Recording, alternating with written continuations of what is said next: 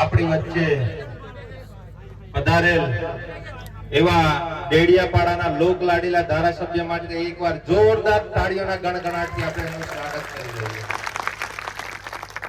તેમજ અમારા આગેવાનો શ્રીઓનું તો વિક્રમ કાકાજીએ એમનું શાબ્દિક સ્વાગત કરી લીધું છે. હું પણ એમનો ટાઈમ લેવા જઈશ તો આપણે જેમને સાંભળવાના છે એટલો ટાઈમ સાહેબ વધુ બોલે એ માટે અહીંયા ગાડી ઉપસ્થિત તમામ આગેવાન શ્રીઓ, આજુબાજુ ગામથી પધારેલ ભાઈઓ બહેનો, મારા યુવા સાથી મિત્રો, વડીલ શ્રીઓનો હું આમ આદમી પાર્ટી પરિવાર તરફથી આપનું દિલથી ખૂબ ખૂબ હાર્દિક સ્વાગત કરું છું. મિત્રો, આપણા વિસ્તારમાં આપણે જોઈએ છીએ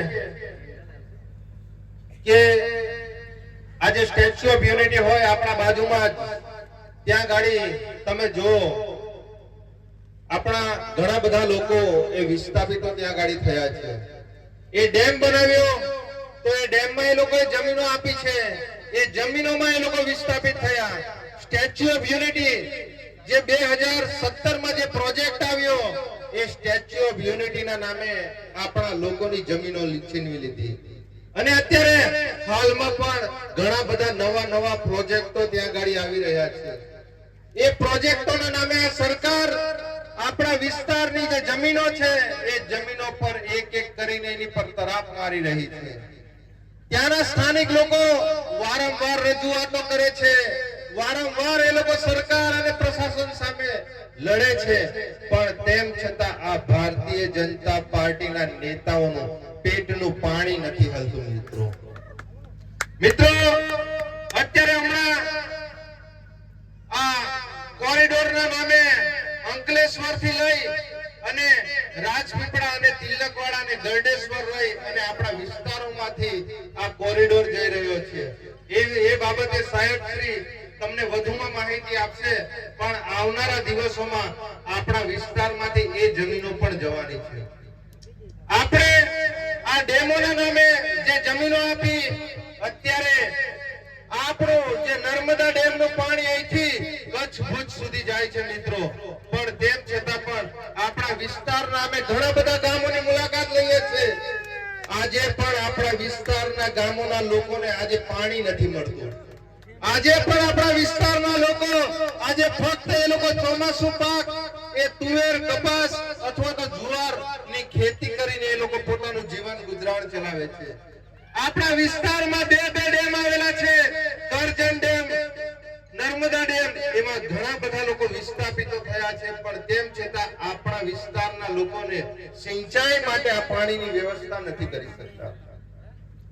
આજે આ સરકારો જે મોટા વાયદાઓ કરે છે, મોટી લોભામણી જાહેરાતો કરે છે, આજે આપણા જ વિસ્તારોમાં અત્યારે ભારતીય જનતા પાર્ટીનું 30-35 વર્ષથી શાસન છે, પણ તેમ છતાં પણ આજે અમે ઘણા બધા ગામડાઓની મુલાકાત લેવા જઈએ છીએ.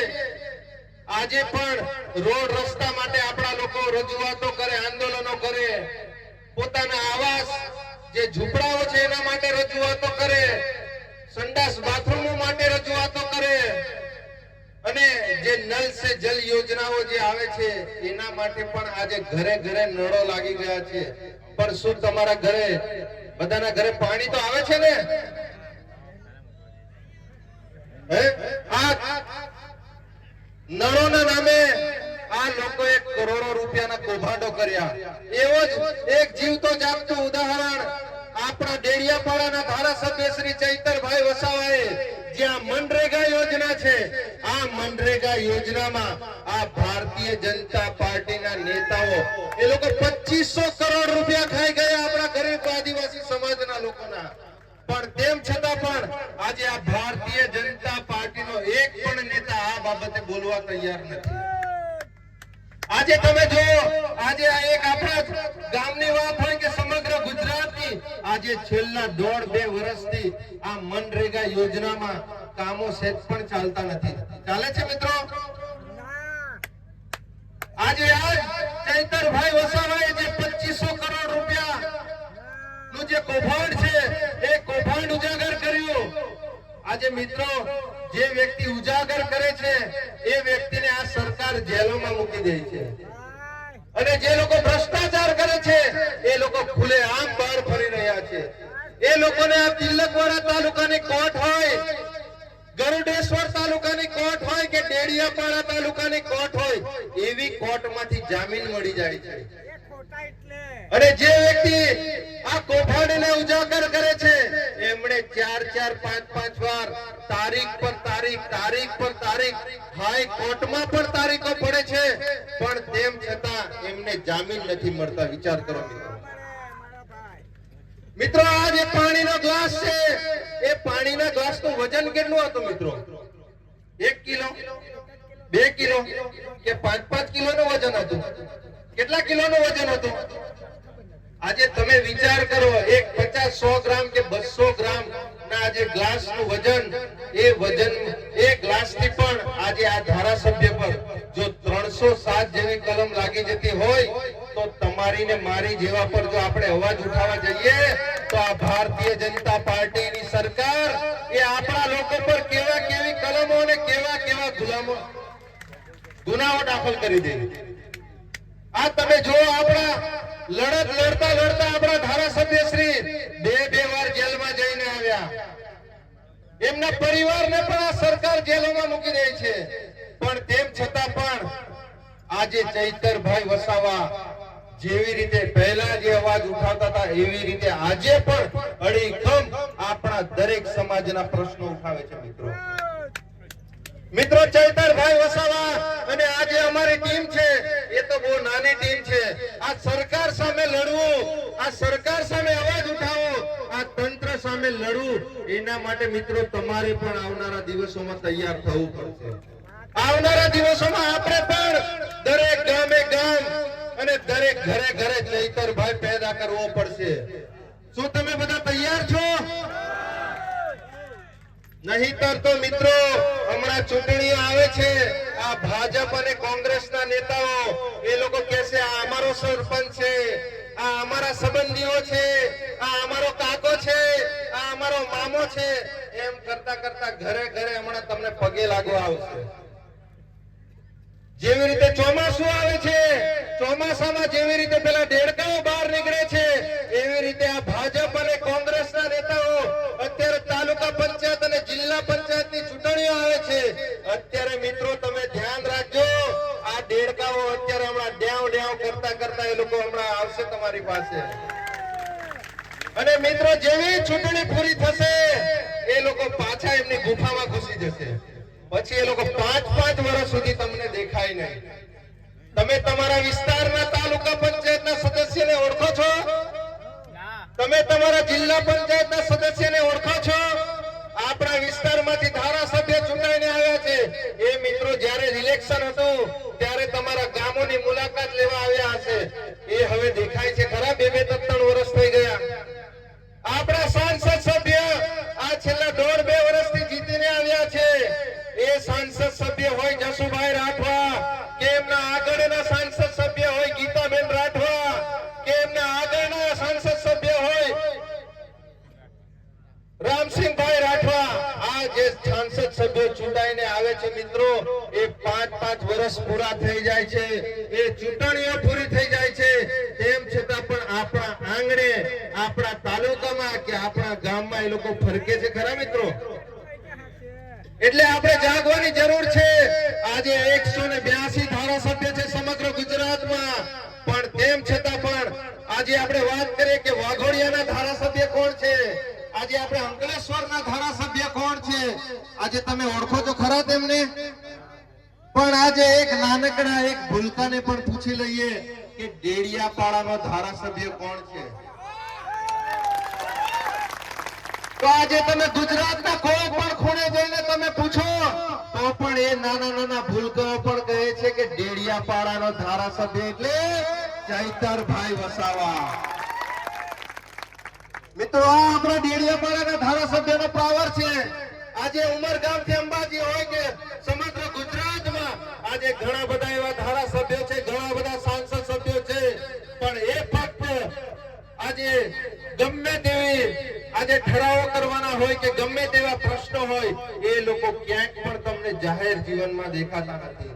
એ લોકો ફક્ત આંગળી ઊંચી કરવામાં એ લોકો તમને દેખાશે, પણ આજે ઉમરગામ થી અંબાજી કે સમગ્ર ગુજરાતનો જો અવાજ બનીને જો કોઈ નેતા ઉભરીને આવ્યા હોય એ મિત્રો આપણા ડેડિયાપાડાના ધારાસભ્ય ચૈતરભાઈ વસાવા છે. મિત્રો આ સરકારની વાત કરીએ, આ સરકારોએ આપણાને દરેક વિસ્તારમાં આજે 5-10 લાખ રૂપિયાના આયુષ્યમાન કાર્ડ આપ્યા છે. કોની પાસે છે મિત્રો? જરા ઊંચી આંગળી કરજો જરા. આયુષ્યમાન કાર્ડ છે કે નથી તમારી પાસે? મહાઅમૃતમ કાર્ડ છે કે નથી તમારી પાસે? આજે તમે વિચાર કરો, આજે નર્મદા જિલ્લામાં કઈ હોસ્પિટલોમાં ચાલે છે મિત્રો? કોઈ દવાખાનામાં ચાલે છે ખરા? આજે જે કાર્ડો આપ્યા છે એ અમારી બહેનો કે અમારા ભાઈઓ એને તિજોરીમાં બરાબર મૂકી દીધા છે. 1-2 મહિને એને જોશે અને પાછા એને સાફ કરીને એને બરાબર મૂકી દેશે. મૂકી દો છો ને કે કઈ આ કાર્ડ ખોવાય તો નથી ગયું ને? હે, આજે એક કાર્ડો આજે નર્મદા જિલ્લામાં એક પણ હોસ્પિટલમાં ચાલતા નથી મિત્રો. અને કોઈને એક્સિડન્ટ થયો હોય, કોઈની ગંભીર બીમારી હોય, કોઈને હાર્ટ એટેક આવ્યો હોય, આપણે એમને રાજપીપળા રિફર કરીએ છીએ. આ રાજપીપળાના સિવિલ હોસ્પિટલમાં પણ ફક્ત પાટાપિંડી કરી અને એમને બરોડા રેફર કરવામાં આવે છે મિત્રો. અને જેટલા લોકોને આપણે બરોડા લઈ જઈએ છીએ એમાંથી 90% લોકો એક્સપાયર્ડ થઈને આવે છે.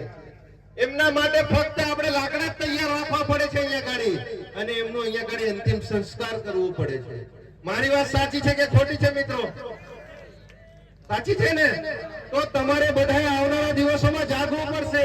આ અમારી ઘણી બધી ખૂબ મોટી સંખ્યામાં બહેનો બેઠી છે.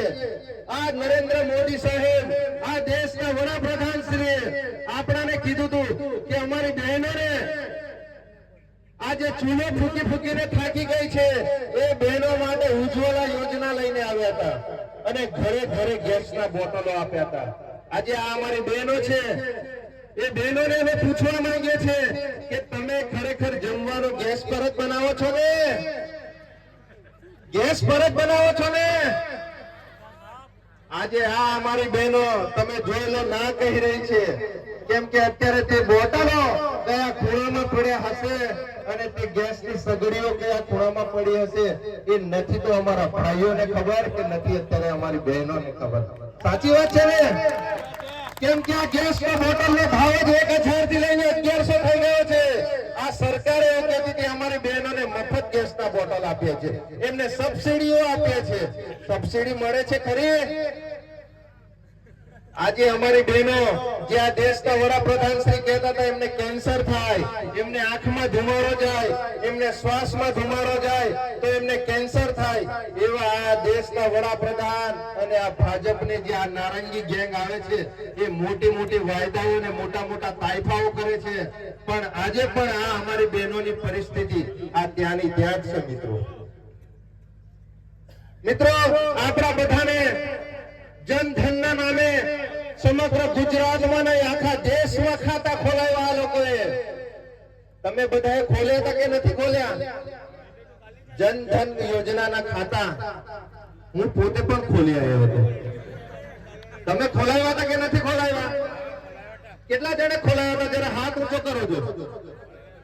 મોટા ભાગના બધા જ લોકોએ આ જનધન નામના ખાતા બધાએ જ ખોલાવ્યા.